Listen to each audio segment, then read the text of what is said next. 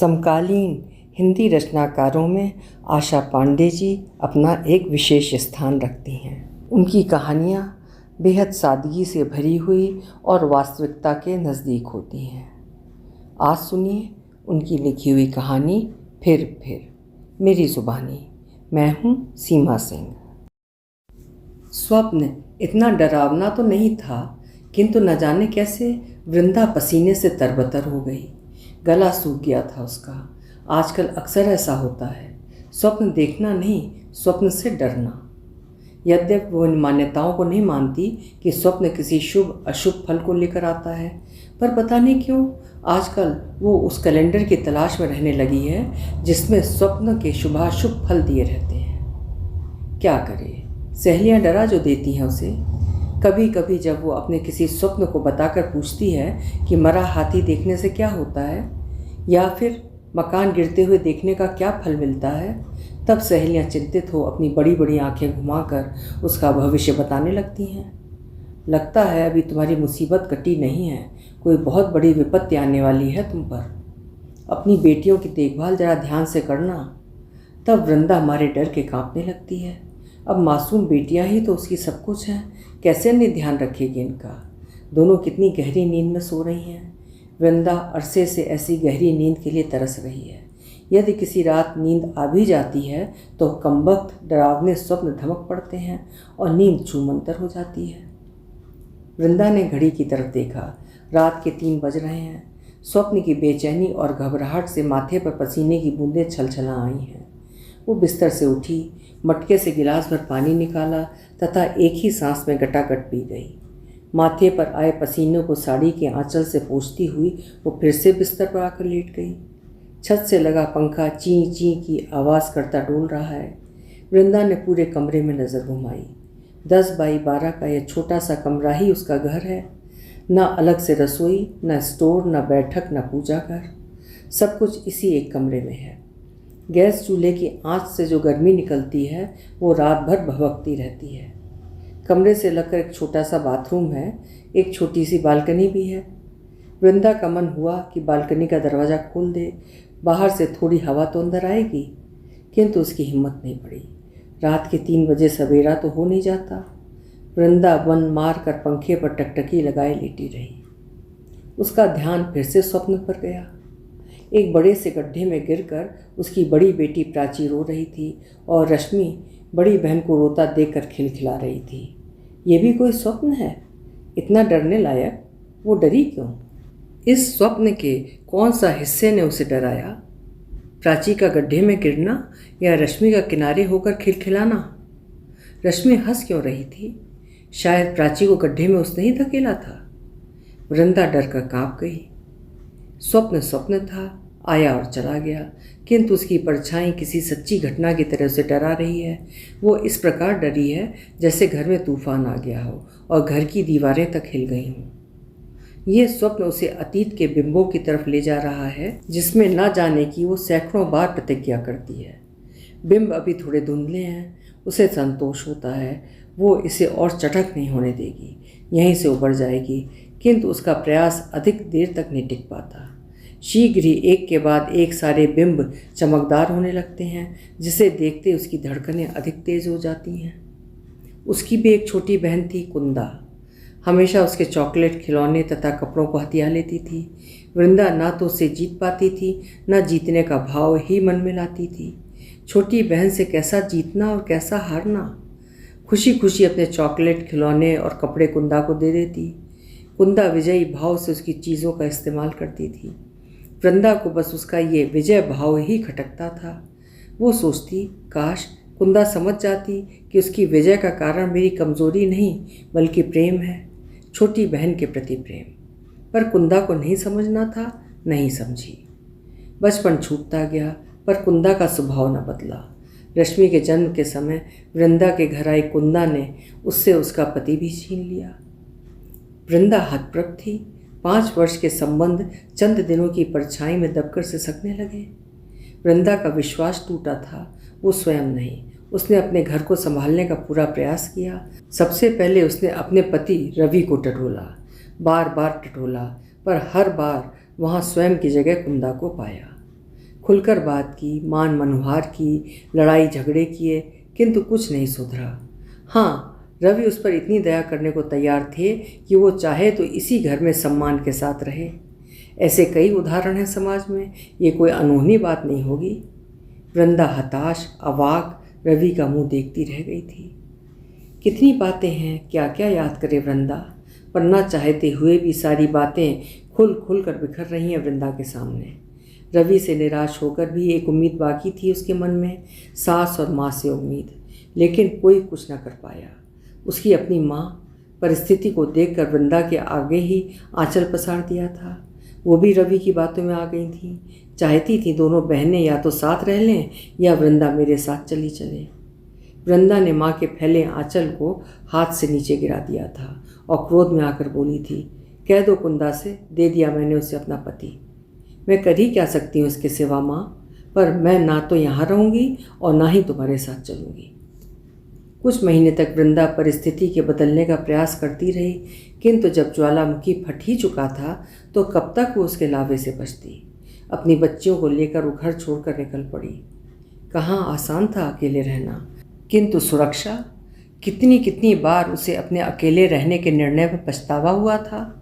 अपने स्वाभिमान और सम्मान की खातिर उसने अपनी ससुराल छोड़ी थी। भूल गई थी कि वो एक औरत है।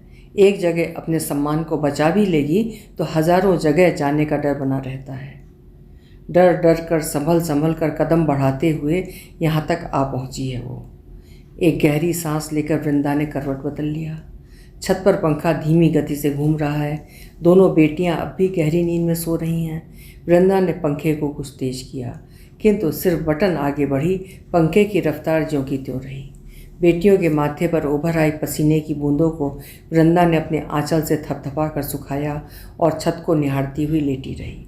लेटे लेटे कमरे में रखे सामान पर उसकी नज़र गई। इस कमरे में तमाम सामानों के साथ एक अटैची भी है, जिसमें सबसे नीचे एक तस्वीर है। तस्वीर में रवि मुस्कुरा रहा है। वृंदा जब भी उस अटैची को खोलती है उस तस्वीर को जरूर देख लेती है। क्या है इस तस्वीर में, क्यों इसे इतना संभाल कर रखी है वो? उसकी इच्छा बार बार इसे देखने की क्यों होती है? वो तो रवि से नफ़रत करती है, बहुत नफ़रत करती है। इतनी नफ़रत के बाद भी वो तस्वीर उसकी अटैची में कैसे है? उसने महसूस किया कि न सिर्फ अटैची में उसकी तस्वीर है, बल्कि अपनी हर छोटी मोटी परेशानी में वो सबसे पहले रवि को ही याद करती है। क्या उसके दिल में रवि के प्रति प्रेम जैसा कुछ अब भी है? जितनी बार वृंदा के मन में विचार, ये प्रश्न उठते हैं, उतनी बार वो मन को विश्वास दिलाती है कि ऐसा कुछ नहीं है। ये तस्वीर तो वो अपनी बेटियों के लिए लाई है, खुद अपने लिए नहीं। बेटियां पूछेंगी अपने पापा के बारे में तो बता सकेगी ना कि देखो ये हैं तुम्हारे पापा, ये चेहरा है उनका, इस चेहरे से करो नफ़रत कि इस चेहरे ने किया है अनाथ तुम्हें। उसकी बच्चियां और अनाथ, वो क्या कह रही है फिर? उसने अपने अस्तित्व को नकार दिया है क्या? बस रवि ही सब कुछ था क्या? दुख में रवि, खुशी में रवि, नफ़रत में रवि। उलझ गई वृंदा। वो रवि को जितना नकारती है, रवि उतना ही उसे याद आता है। तभी तो अटैची खोलते वो सामान बाद में निकालती है, तस्वीर को पहले देखती है। वृंदा अब लेट नहीं पा रही है। वो उठकर खिड़की के पास तक आई। बाहर अभी अंधेरा है, किंतु सुबह होने में अब अधिक देर नहीं है। सुरसुराती हवा कमरे में आ रही है। वृंदा ने अपने माथे को खिड़की की रॉड से टिका दिया और एक लंबी सांस ली। चलो, किसी तरह एक रात और बीती। आज उसके स्कूल में एनुअल फंक्शन है। उसने बच्चियों को जगाया और अपने काम में लग गई। कमरे की एक दीवार पर अलमारी बनी है, जिसे वृंदा ने साड़ी के पर्दे से ढक दिया है। प्राची पर्दा उठाकर अपने कपड़ों को उलटने पलटने लगी। गिनती के कपड़ों में वो ये देख रही थी कि अब तक कौन सी ड्रेस पहनकर वो स्कूल नहीं गई है, किंतु बार बार पलटने पर भी उसे एक भी ऐसी ड्रेस नहीं मिल रही थी। इन सब कपड़ों को एक बार तो क्या, कई बार पहनकर वो स्कूल गई है। हार कर उसने एक पुराना फ्रॉक निकाल लिया और नहाने के लिए बाथरूम में घुसी। रश्मि अब तक बिस्तर पर लेटी थी।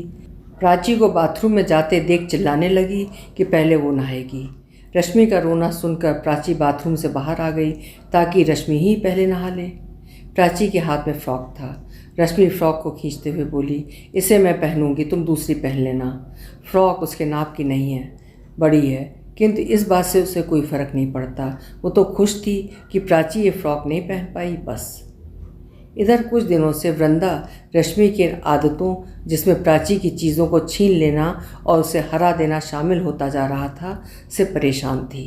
उसे दुख इस बात का भी होता था कि प्राची का स्वभाव ऐसा क्यों है कि वो अपनी चीज़ों को सहर्ष रश्मि को छीन लेने देती है। रवि से अलग होकर वृंदा इतनी हताश नहीं हुई थी, किंतु रश्मि के स्वभाव से कहानी दोहराने का डर जैसे उसके मन में बढ़ता जा रहा था, और शायद इसीलिए आजकल उसे डरावने सपने भी अधिक आने लग गए हैं। वृंदा को रश्मि के जन्म के समय मैटरनिटी होम में कहे गए उस बंगाली महिला के शब्द याद हो आए। उसके दोनों बच्चों में मात्र साल भर का अंतर है। ये जानकर उस बंगाली महिला ने उसे सलाह दी थी, इसको इसके हाथ से केला खिला देना, तब वो बहन से हिंसा नहीं करेगी। हिंसा शब्द ईर्ष्या शब्द के पर्याय में बोला गया था। ये तो वृंदा भली भांति समझ गई थी, किंतु केला बड़ी बेटी के हाथ से छोटी को खिलाए या छोटी बेटी के हाथ से बड़ी को, यह नहीं समझ पाई थी। समझने का प्रयास भी नहीं किया था। कहीं केला खिलाने से प्रेम और द्वेष हो सकता है भला? पर अब उसके मन में कभी कभी आता है कि वो पूरी तरह से क्यों नहीं उस बंगाली महिला की बात को समझी। समझकर वैसा कर लेती तो शायद रश्मि प्राची से इतनी ईर्ष्या न करती। लेकिन प्राची इतनी उदार कैसे हो गई? कहीं अनजाने में उसने रश्मि को केला खिला तो नहीं दिया था? वृंदा का मन झुंझला आया। क्या हो गया है उसे? किन किन बातों में विश्वास करने लगी है वो? स्कूल के स्टेज पर एक कार्यक्रम के बाद दूसरा कार्यक्रम था। तालियों पर तालियां बज रही थीं, किंतु वृंदा का मन अपने ही द्वारा बुने गए विचारों में उलझा था। समारोह समाप्त होने पर सब बच्चों को स्कूल की तरफ से एक एक पैकेट चिप्स तथा डेयरी मिल्क चॉकलेट दिया गया। बच्चे खुश होकर घर लौटे। वृंदा का मन अब तक उदास था। वो बेमन से घर के कामों को निपटाने लगी। प्राची ने रश्मि से पूछा, रश्मि, डेयरी मिल्क का स्वाद कैसा था? अच्छा, बहुत अच्छा, रश्मि ने इठलाते हुए जवाब दिया। तुम्हें नहीं मिली थी क्या? वृंदा के काम करते हाथ रुक गए। हाँ, मिली थी। फिर तुमने भी तो खाई होगी। नहीं। क्यों? रश्मि ने मांग लिया था। उसे भी तो मिली रही होगी। हाँ, उसे मिली थी, पर उसे और खाना था। आधी दे देना था, पूरी क्यों थी? रश्मि रोने लगी थी मम्मी। प्राची के जवाब से वृंदा का धैर्य अर्रा कर टूट गया। उसने प्राची के गाल पर तड़ातड़ कई थप्पड़ जड़ दिए। उसने मांगा और तुमने दे दिया। अपनी चीज़ों को बचाना नहीं आता तुम्हें? तुम दानी बन रही हो। तुम्हें क्या लगता है कि रश्मि तुम्हारा बड़ा मान सम्मान करेगी कि तुमने हर पल अपने हिस्से का उसे दिया है? अरे यूं ही देती रहोगी तो एक दिन वो तुमसे तुम्हारा जीवन भी छीन लेगी। अब उसे कुछ दोगी? बोलो, अब दोगी अपनी चीज़ें उसको? वृंदा प्राची को मारे जा रही है और बोले जा रही है। माँ का रौद्र रूप देख रश्मि डर के मारे कोने में दुबक गई। वृंदा के मारते हाथ जब थोड़े रुके तब वो स्वयं फूट फूट कर रोने लगी और वहीं दीवार के सहारे ज़मीन पर बैठ गई। घंटों रोने के बाद उसने कमरे में नज़र दौड़ाई। खिड़की के बाहर एक स्याह पर्दा पड़ गया है। भीतर की पीली रोशनी में कमरा कुछ उदास और खोया खोया सा लग रहा है। उसकी दोनों बेटियां रोते रोते वहीं उसके पास ज़मीन में ही सो गई हैं। रश्मि प्राची की गोद में दुबकी है तथा प्राची का हाथ रश्मि के सिर पर है। वृंदा का मन विवल हो गया। वो क्यों पिछली ज़िंदगी की गुत्थियों में उलझी है? 10 साल पहले घटी एक घटना का अब तक इतना गहरा प्रभाव। वो गलत राह पर है। उसे इस छाया को अपनी ज़िंदगी से मिटाना पड़ेगा। कितना प्रेम भी तो है दोनों बहनों में। वो क्यों अलगाव के बीज बो रही है? उसके इस व्यवहार से तो दोनों एक दूसरे से बहुत दूर हो जाएंगी। उसने तय किया कि अब वो कभी पीछे लौट कर नहीं देखेगी। उस अभिशाप की छाया अपनी बेटियों पर नहीं पड़ने देगी। उसकी ये मासूम बेटियां। उसने बारी बारी से दोनों के सिर पर हाथ फेरा और आश्चर्य उसे ये हुआ कि आज इस अवसाद की स्थिति में भी उसने रवि को नहीं याद किया। अभी आप सुन रहे थे आशा पांडे जी की लिखी हुई कहानी फिर। अतीत में घटी हुई कोई दुखद घटना पूरे जीवन को इसी तरह प्रभावित कर देती है और अवचेतन में इतने गहरे बैठ जाती है कि वो सपने के रूप में आदमी को नींद में भी डराती रहती है। आशा है ये मनोवैज्ञानिक कहानी आपको ज़रूर पसंद आई होगी। कल फिर मिलेंगे। आपका समय शुभ हो।